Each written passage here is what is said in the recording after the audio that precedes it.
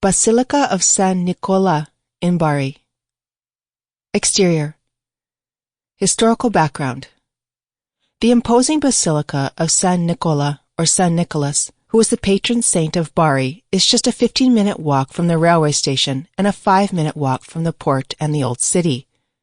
The city of Bari has been known since the Roman times.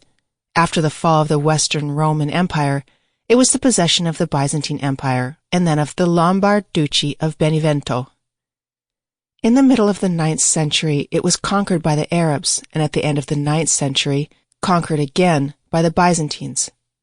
Under Basil I, Bari was a stronghold of the Byzantine reconquest campaigns, and later the capital of a military administrative district of Lombardy.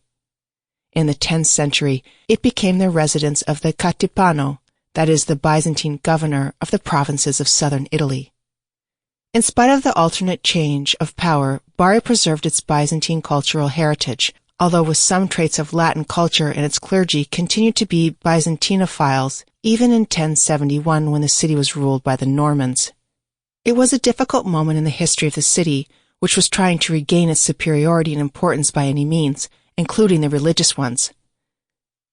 Just in this period, a group of Bari sailors, including 3 clergymen, brought the relics of St. Nicholas from the city of Myra in Lycia, located in Asia Minor, on the pretext of saving them from the Seljuks. Archbishop Urso tried to place the relics in the cathedral, but he ran into fierce resistance from the residents of the city. Then, to save the relics, it was decided to hand them over to Elia, also known as Elias, abbot of the monastery of St. Benedict, located on the outskirts of the city. For some time, the relics were kept in one of the city's churches, perhaps the Church of St. John, or the monastery of St. Benedict. Elia was highly respected not only by the residents of Bari, but also by its conqueror, Roger Guiscard, who entrusted the abbot with building a special church for the relics on the site of a former residence of the Byzantine exarch, or governor. In 1089, Elia was appointed Archbishop of Bari. The construction of a magnificent church began in 1087, and in 1089 its crypt was consecrated by Pope Urban II. After Elia's death, the construction was continued by Eustacio, Elia's successor and a monk of the Benedictine order. The construction of the basilica was completed between 1105 and 1106, as evidenced by the papal bull of Pope Paschal II. The work was going on for nearly 2 decades, but despite a complex structure of the Basilica of St. Nicholas, it is difficult to distinguish between different construction stages because for many years its builders were adhering to a single plan. In 1132, attempting to create a new kingdom in southern Italy, Roger II claimed that he would not oppose the resumption of construction, and having become the king, he ordered to place his image on the ciborium of the temple. The image on the enamel was created either in 1132 or 1139 and represented St. Nicholas putting a crown on the head of Roger.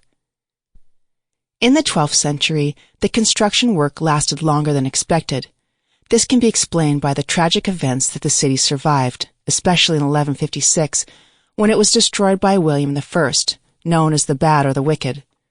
Nevertheless, despite being abandoned for some time, the Basilica of St. Nicholas was not looted or plundered, and in the 1160s its construction was resumed. The name of the architect responsible for the basilica construction at the time has never been identified. However, judging from its architectural features, we can assume that he belonged either to the Sicilian or Lombard architectural school. As it follows from the commemorative plaque on the facade, the basilica was consecrated only in 1197. Thus, it was the end of the Romanesque stage of the church construction. It should be noted that today's exterior of the church is the result of several restorations, undertaken between 1928 and 1956, which changed its architectural features.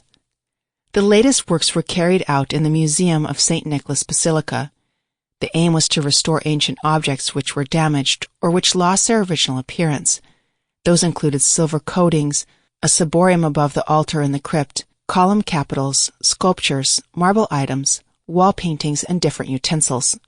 Architectural features. In ancient times, pilgrims came to the Temple of St. Nicholas by sea, and the basilica itself served Sample complete. Ready to continue?